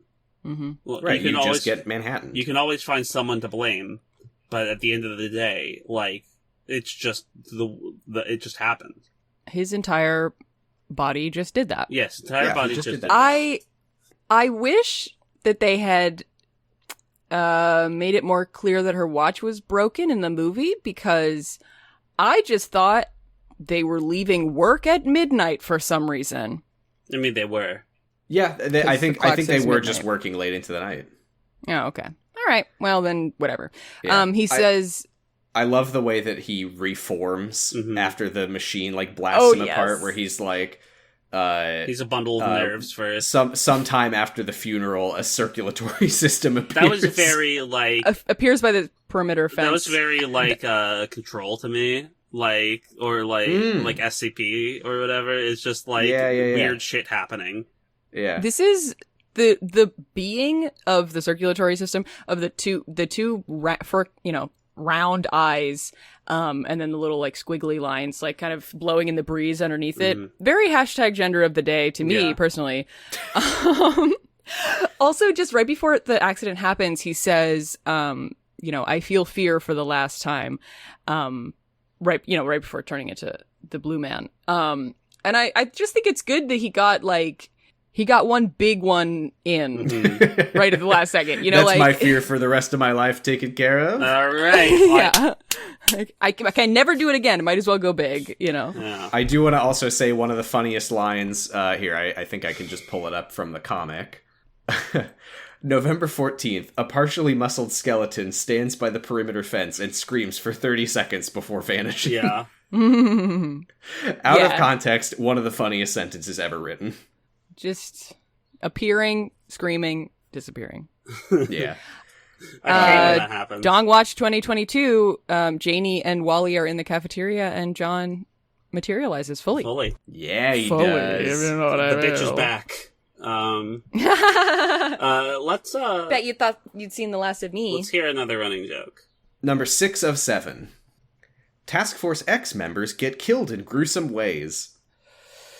I think that can't be a running joke because it doesn't happen in the first of the 2 movies that they're in. I mean, it happens to Slipknot, the man who can count him anything wonderful.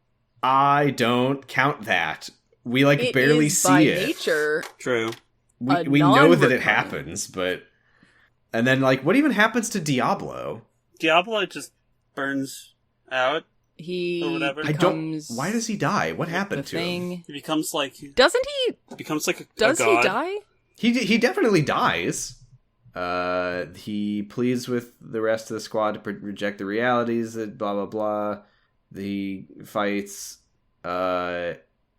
Incubus crushes him and chokes him to death. Oh yeah, apparently. cool. Oh, but he gives a good fight beforehand. Uh-huh. Yeah, and he's like, get the bomb. That's what it is. It's the bomb. It's the bomb. The bomb He's will sacrificing blow up himself both for the of real them. Suicide Squad That's right. of the Navy SEALs. While there are a few things that don't make sense in Suicide Squad movies, link to another article that I'm sure is also great, they at least stay true to the title. A recurring element to these films is that members of Task Force X meet violent deaths that nobody would see coming. With... I think we all saw Slipknot's death coming. Yeah. With both entries incorporating this aspect and highlighting them as funny moments. What? The first movie had Slipknot meet a gruesome end when he attempted to escape only to have his head explode. The second film turned this to the highest degree when multiple characters are killed off in the opening minutes, with deaths like Captain Boomerang being splintered by jagged pieces of wood. No. It was an exploding helicopter. Well, and also pieces of wood. He got speared by a lot Some of... jagged... Yeah, some tree parts. The helicopter landed on was... some tables. Yeah, I mean, it did. The helicopter it was did. bringing in a bunch of 2x4s. Did it? Yes, it cut off some trees and giant splinters flew through the air. This is more you're attention than we should be right. paying to Captain Boomerang. You're right. Captain Boomerang being splintered by jagged pieces of wood, to Blackguard getting his entire face shot off. So that's that one. Bubastis isn't in this movie, is he? Or she? Who? Bubastis? Ozymandias' dog? Yeah. Oh, the weird like He-Man looking thing. Yeah, she's not in the movie. No, I don't think so. Oh well. That's a real shame. God damn it. So, so we see a montage of Dr. Manhattan becoming Dr. Manhattan. The government gives him that name to try to scare America's enemies. Ends the Vietnam War in a week. They cut a little moment from the comic that I love, which is they give him his costume, which is like a black suit of armor, kind of like body armor with like a shiny black helmet with a little like atom symbol on it with the electrons orbiting. And he's like, what the fuck is this? Why would I wear this stupid, like, this is not even real science. And that's when he draws the hydrogen ion on his forehead. I said ion, I meant atom. That's a fun little moment. Anyway, and he's like, my dong will be out until you can supply me with what I need. So yeah, it's Christmas 1969. Janie tells John that she's scared of him because he's like a god now. He says, I don't think that there is a god, but if there is, we're nothing alike. This is when he says, I'll always want you, but he sees a year from now smiling at Silk Spectre. Janie confronts him. She's like, is it because I'm getting older and she's like this 16-year-old and he doesn't say this, but he just acknowledges in his mind like, yes, yeah, I'm stuck standing still. I'm not aging and she is. Yeah, he's very honest with himself about his shallowness. Yeah, like know thyself, king, I guess, but it is hard sucks. to. I mean, I don't think him dating any human would be ethical, to be honest. Oh no.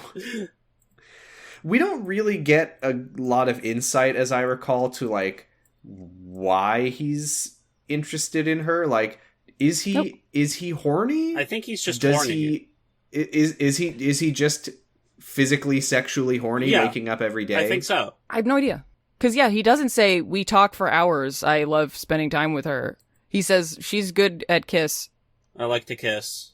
I like to kiss. I think we can also assume that there's an element of it which is like... I think that... It makes him feel human to some degree. Yeah, I think like platonic love is past him. Like it's not something that he considers important. He can't necessarily experience the emotions of love and romance, but he can experience the physical aspects of the physical intimacy of it. I guess that makes sense. Anyway, he says the famous line where he's like, I'm tired of being caught up in the lives of humans.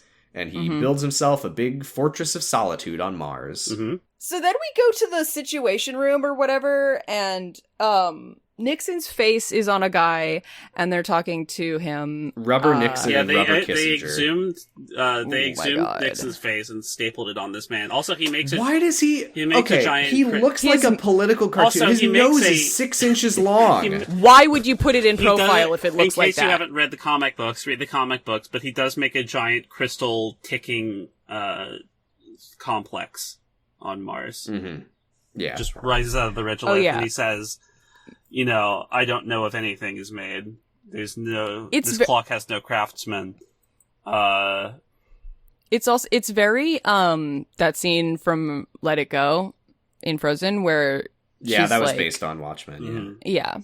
No. I do like No, the line Frozen- of perhaps the world is not made, perhaps nothing is made, perhaps it simply has been, will always be there, a clock without a craftsman. I think it's pretty good. Yeah, Watchmen is cool. What were you saying about Frozen? The interesting thing about the clock without a clockmaker thing is that's a big argument that like Christians use to say that there is a god. Like if you came across a watch in the forest, you would assume that somebody made it. Frozen was in development for a really long time, so Alan Moore actually saw that part of the script of Frozen, and then it's was based like, I'm on going to put this in my comic. the ice baby. The song Ice That's Ice right. Baby. Yes. Oh, we totally didn't even mention how Dr. Manhattan sings "Let It Go." Oh yeah. Oh, It was yeah, really- yeah, But he yeah. does sing the entire song. Yeah, it was. They cut out the famous monologue and they put in that song instead. The movie won't sell if it doesn't have a musical number. God damn it! So we get a politics update from Kissinger. He says the Soviets have moved their tanks to the border of Afghanistan. They're trying to take the temperature and see if it's true that Dr. Manhattan has disappeared. Nixon says, well, what if we do a preemptive strike? How would that go? And the generals are like, well, we have like a moderate chance of wiping out the entire USSR before they launch a single missile, but most likely we will lose the East Coast. But on the bright side, the wind patterns are probably just going to blow the fallout south to Mexico, and most of the Farm Belt should be unaffected. So not too bad, all things considered. Yeah. And Nixon is like, Yeesh. well, I guess Okay. let's get ready for the attack, and if Manhattan's not back 2 days from now to stop us, then we're all boned. And that's the end of this viewing, and hopefully Nixon and Kissinger don't appear again. They put a big rubber upper lip on top of the actor's upper lip. It looks So really his mouth weird. Looks does real not look bad. like it closes. It's so distracting. I didn't like it, but you know what I did like is comedy. Comedy. Mm-hmm. And this is the one thing I don't like about comedy is it just like happens and then that's it. Yeah, come on, give us some more. well, I wish yeah, it was here's- like recurring. Yeah, here's some running joke. This is the 7th item on the 7-item list, which either means that it's the best or the worst, because this did say that it's ranking. So number 7, or 1, characters admit to something funny or embarrassing while under the lasso of truth's influence. Yeah, I guess, No, I'll give him that I'll one. give him that. That is a running joke. Yeah. It happens in Wonder Woman and 84, and it happens in Justice League. Although, you know When what? does it happen I in just Wonder know, I Woman? don't know if it's embarrassing saying that we're a group of reactionary terrorists. It is Yeah. funny No. when you consider the It fact- happens in the theatrical cut. Oh, okay.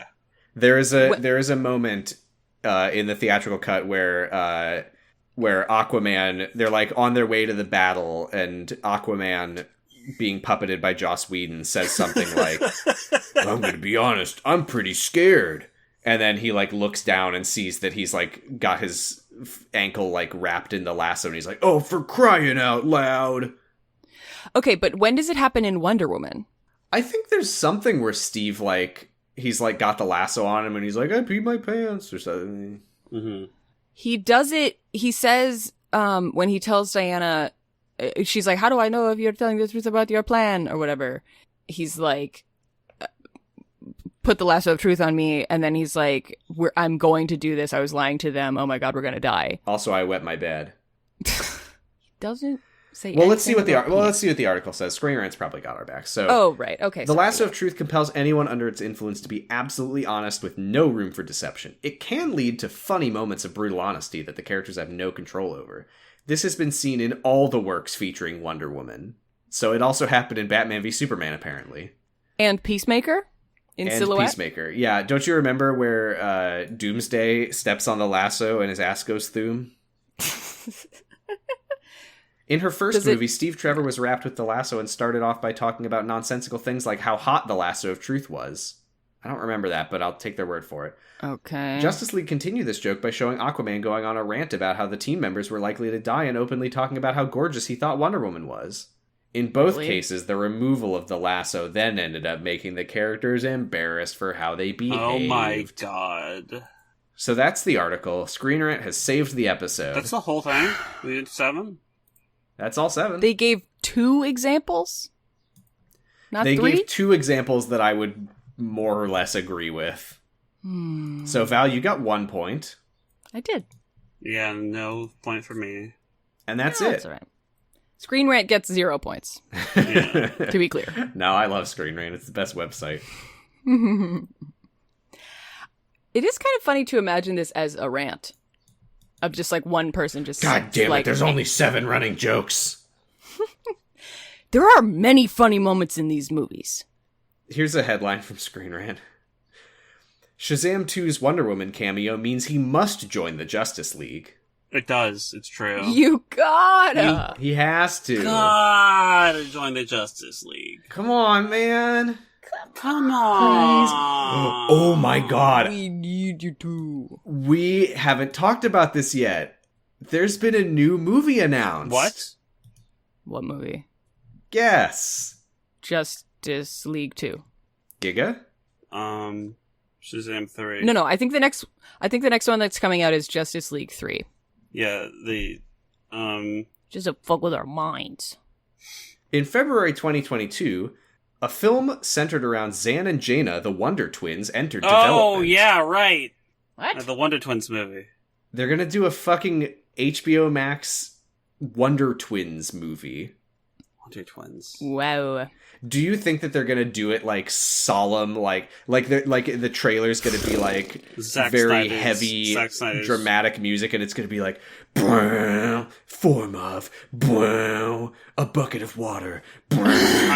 I don't think that I don't think WB wants to work with Zack Snyder anymore, so I'm gonna maybe not. I don't know. I bet a regular cop is going to sarcastically refer to them as the Wonder Twins. Yeah, the only time that they're gonna be called the Wonder Twins is when some jack off is like, "Oh, what are you, some kind of Wonder Twin? Look at the Wonder Twins over here." Oh, here come the Wonder Twins. Yep. I guess it's also possible that they might just make it like a kids movie. Yeah, that's what I'm thinking. Maybe. I mean, Birds of Prey was fun. Maybe they'll do another an good movie. R-rated Wonder Twins movie. I'm not saying R-rated. I'm just saying, it was good. Like they say fuck. Form of No. fuck. Shape Form of get the colander. Shape of piss. Oh boy. So that's all for the episode. I'm very warm in my I'm room. tuckered and out. kinda Yeah. dying. Yeah, I hate this movie. I like. No, you know what? I don't hate this movie. I hate talking about I this don't. movie. I Right. love talking about this movie. I like talking about I pizza. like talking about pizza. I like talking, about pizza. I hate philosophy. talking about this movie. I like talking about the Watchmen the comic.